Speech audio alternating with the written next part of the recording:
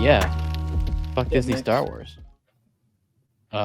Yeah, first thing to talk about, Liam Neeson blasting Star Wars Looks. here. You must have like notifications on, right? So I feel like he's text got it. notifications working.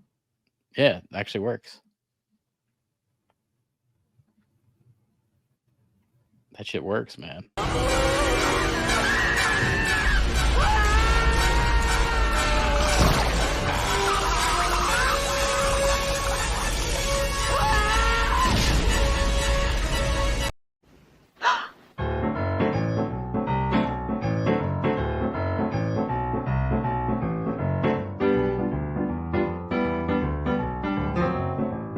You love me. What do you do for work, Mixaplex? You're working late. Well, I don't know. Well, no, I guess you're probably Eastern time. So yeah. Hopefully it's nothing too midnight shift. Okay, nice. Movies. Support that, man. Get that night shift in there. Burning the midnight oil, as they would say. But that? you never heard that? They've never heard that term? I've heard the term. I feel like no one said that since like 1965 or some shit. I feel like it's a very 70s comment, yeah. I guess it has to do with actually, yeah, this is Oil prices. It's old timey. It's like when you used to burn like a lamp with midnight, with oil.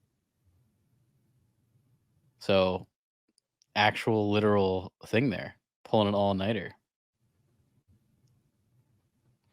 Now, speaking of someone who's not doing that is Liam Neeson. He's sitting back on his laurels, as they would also say. Bringing all these Yeah, old timey I know. comments in here. Well, didn't he just do another fucking? He's got a movie out right now. Yeah, what is it like? Some adjacent to the. It's another geezer teaser movie where it's gonna get all the old people out to go see it. It's called Retribution. Okay, yeah, sounds like it's gonna go straight to video. Yeah, I mean, honestly, it's one of those movies that going to watch this in theaters is all for. It's gonna be out in 2 weeks on demand. It's got a 25% on Rotten Tomatoes. Yeah, it's one of these. It's just a movie that's gonna get older people in to go see it, and then that's it. And I like Liam Neeson. I'm a fan. Yeah, maybe he is. Well, this is actually maybe he is just the only person not to die or to die from a lightsaber stab. Why are people gonna go see it? No, why are you a fan? I like Liam Neeson. I always think he's pretty good. I think there's not a lot to dislike. He's a pretty good serious actor. Schindler's List.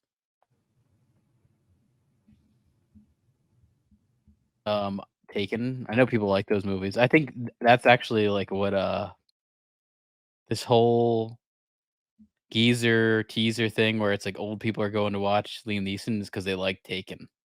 So it's like, oh, I like Taken, so I'll go see that.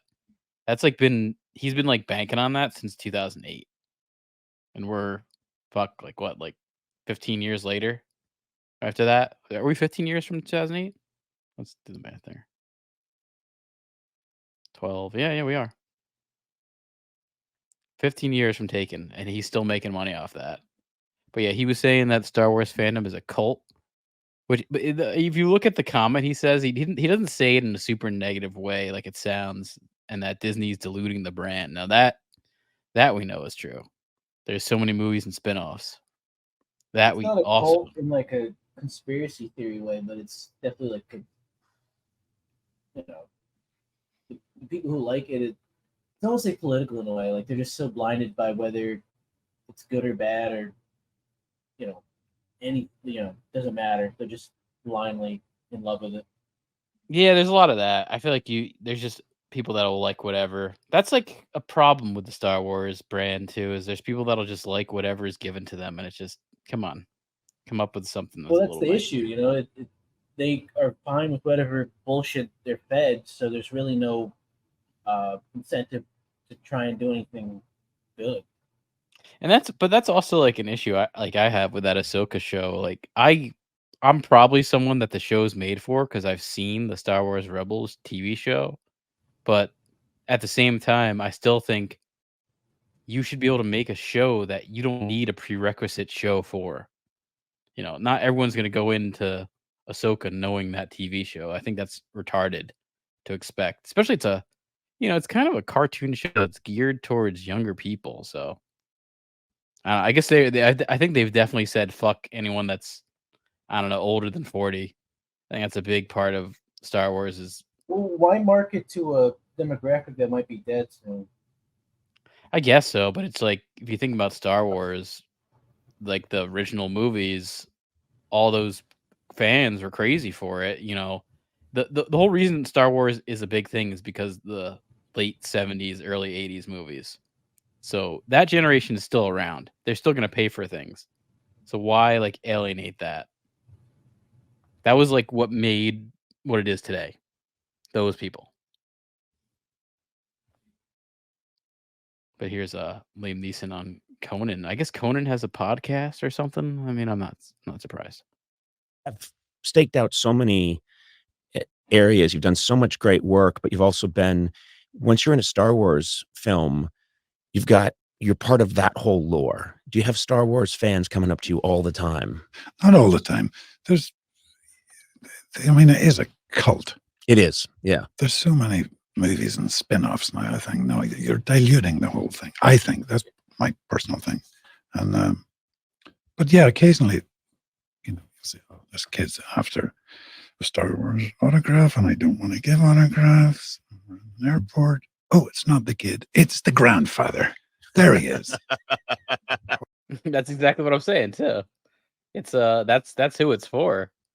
That's who it used to be for. I don't know. Yeah, it's like with sports, like the parents will bring their kids to go and get an autograph, and it's just for them to go put in like a display case or sell. Oh yeah, I've seen that. I've actually seen it in person. I never I don't know. I never got into doing that. Like I've done a few times where I've met people, and it made me think like I don't ever want to do this again. Like I don't like it. I feel like such a loser. I've never asked for an autograph other than when I was a kid, and I went to a Trenton Thunder game, and I got Homer Bush's autograph, and I don't remember who the fuck that is even. Actually, I think the only one that I had a good time meeting was the guy who played Herschel in The Walking Dead. And I talked about that Truman Capote movie he was in. I think it's called In Cold Blood. And I said like, "Oh, that movie's really good." And then he was like, "Oh my god, he's actually someone wants to talk about something else." It's called Capote. No. The first black and white movie is called In Cold Blood. It's from like I think it's probably from the late 60s. And Herschel is so you're talking about the one with what's his name? Philip Seymour Hoffman. Well, yeah, that's based on the book In Cold Blood. But the movie In Cold Blood, it's a 1967 movie, and that is a very early part for Scott Wilson. So I mean, when I mentioned it, he was like, "Wow, fucking someone actually knows the movie I'm in besides from fucking The Walking Dead." So he was talking to me, like you could tell he was actually happy to hear about that. He's like, "No one's brought that up today," so that was kind of cool. I mean, but yeah, he was a nice guy. Or it's just to collect dust and then throw out. It's on my. I got it over here. I mean, I don't get a lot of autographs, but I have it over here right next to my desk. I'm looking at it. It's his headshot, and he signed it. But more of the experience was better. Then I met the guy. He was in Always Sunny, the black guy with the jean shorts, and he's in Walking Dead as well. Tank? And oh no, that's never mind. That's what's his name? Search jean shorts, Always Sunny, black guy. Offensive thing to search too. I could think of worse things in your watch history than that. I don't know what you're talking about with that. Yeah, I guess you're right. There's probably you're gonna get a lot of results you might not anticipate. Yeah, this guy I met, and I brought up Always Sunny, but like it seemed like that was not something uncommon for him to hear. He was what was his character in The Walking Dead? I forget. I liked the character he played in Walking Dead in the Was he comic, related to like a hammer. the girl with afro? Yeah, he had an afro. Yeah, I remember that character was very good in the comic, and then it kind of like I think they killed him off really quick. And then I think he even said some stuff about like white people being racist. I think he's pretty much canceled. I think he's canceled. Yeah, Chad I mean, Coleman is the guy's you gotta name. pick your battles, man. Yeah, I think he didn't pick the greatest battle with that. That was a mistake. Man, I could think of easier targets than you might Tyrese as was well. the name You of the might as character. well have gone like the Kanye West route and just really isolated down to who he was talking about. I'm looking at. He still gets TV parts. Tyrese was the name of the character in Walking Dead. That was good. That was a really good character in the comic book. One of the best characters in the comic book. That they like completely shitted on. That's a show that just fucking went so far downhill that unwatchable. And now there's like spin-offs that I don't know. I don't know who's into those. I couldn't tell you I thought that. you were watching Fear the Walking Dead. I watched some of it, but not. You know, it's still going, right? No, It's not even done. And now I think there's 3 more spin-offs that have come out from The Walking Dead. There's a Negan and Maggie show, and then a Daryl show, and then something else is gonna happen too. I think an anthology show. I don't know, that heyday is so far gone that it's just why I keep doing that. Yeah, and even Liam Neeson, he the market's still probably there for it, one way or another. I guess so. I mean, I guess there's people that are doing the math on that. Someone's buying shit. Also, it must be cheap enough to do where the overhead's low or something. Yeah, that could be the case. Yeah, I've never heard Liam Neeson trash talk. UFC, I can't stand. That to me is like a bar fight. And I know the practitioners will say, no, you're wrong. The months of training we do, why don't you just grab a beer bottle and hit the other guy over the head? That's the next stage from UFC.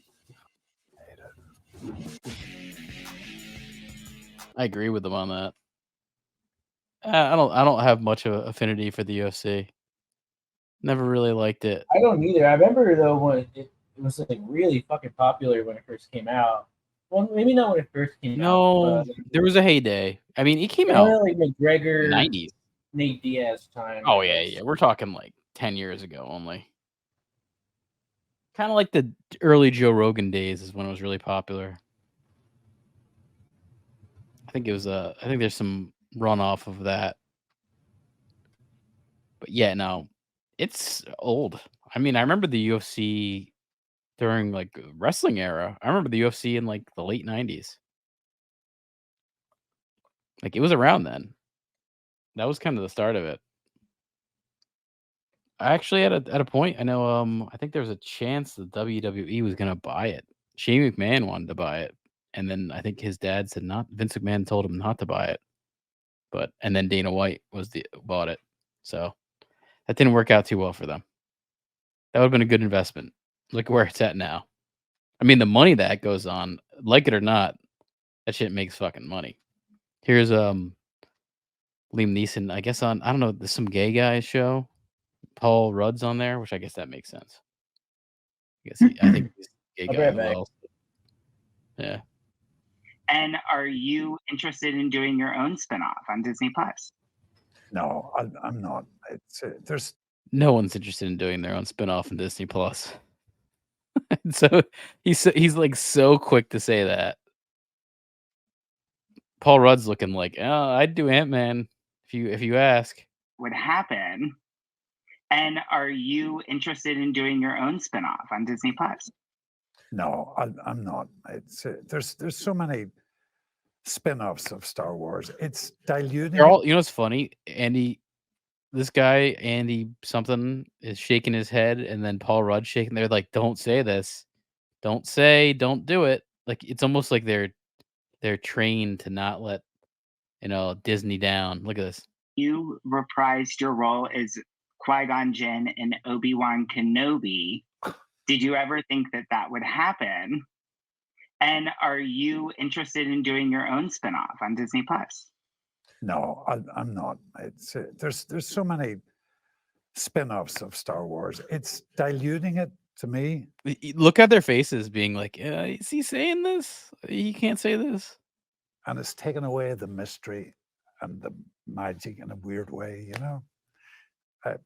It was nice to do the little bit with Ewan after 25 years, 24. Yeah, he's referring to doing a voiceover part for the Obi-Wan show, which I think it might have took I don't know, probably 15 minutes in like an audio recording studio.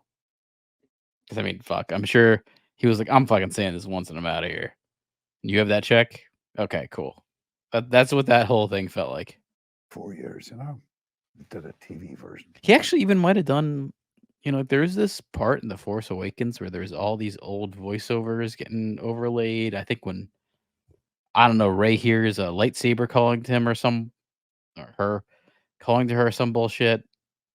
Yeah, Mickey's about to hit him with a full bar of soap. Yeah, he's gonna get the oranges out. No bruises left on Liam Neeson. That's what you do. That's a prison technique there. I appeared in the last episode. I had 3 lines to say.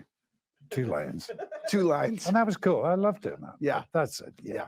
Liam, I love how outspoken you are. You really do not give a I think they really don't like how outspoken he is. I think that's. and No, I do, Andy. I do. That's why I no, like I it. know you do give a I'm just saying No, in you don't, and that's why they have to do this little comedic bit. terms of sharing your opinions. Oh, I no. enjoy the fact that you just are open and honest. like the most genuine, authentic badass in Yes, there is. yes, it's true. You are. I especially loved reading over the weekend that you called Conor McGregor like a little leprechaun, and you said he gives Ireland a bad name. Now, a lot of people would be scared that like Conor McGregor is going to. I like that. Yeah, but yeah, fucking Disney, man. They're gonna come after Andy. I don't know who this guy is. Cohen. Andy Cohen. This show's new to me. It's called Watch What Happened Live. Okay. I don't know. But yeah, here I like this little thumbnail I did here for Liam Neeson flipping off Disney Star Wars. Basically, I think he said something we all know, that the brand's been diluted. It's it's a shame too. It's some people liked Star Wars for the fact that it was a special event. These were special things. When you do a TV show, that's also like kind of a problem with TV. When you do a TV show, it lessens the value of something. And there are some things that are episodic. Star Trek, for one, incredibly episodic. Actually, speaking of James Gunn, and because I know we'll talk about it later, but Batman, I think Batman's pretty episodic. I think it kind of makes sense to do Batman and some superheroes as like a TV show, because that's kind of what it was in its comic heyday. That those are episodic. Those are series of stories. You can do a good movie, but I think they are an episodic thing. I think Star Wars really does rely on the mystique, and you needed to just do movies for this, but Mandalorian hit, and then Disney went all in on paying for that shit. It's like I see it with betting. It's like this is the double down. People are doubling down on that Star Wars TV bets, and Mickey's looking terrified, as he should be. As he should be. And then even with this, there's been just,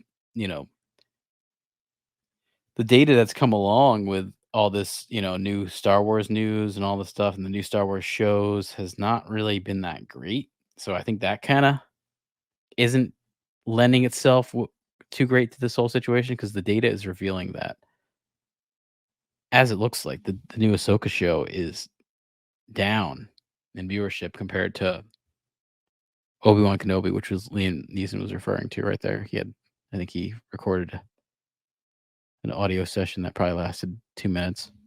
Good for him. Hopefully gets that. I don't know. I bet you they paid him like a couple grand just to come in for 15 minutes. Yeah, the viewership is pretty bad. And we don't even know the real viewership. We're going to kind of talk about that, but we just don't even know the real viewership. That's another thing is there's lies going on. Disney lies, man. Disney lied and people died. Disney lied and Goofy died. And here's a wow, look how this is also crazy. Just look at like this is how I remember Liam Neeson. Like this period of his age, which would be like 1999 here. And we're looking at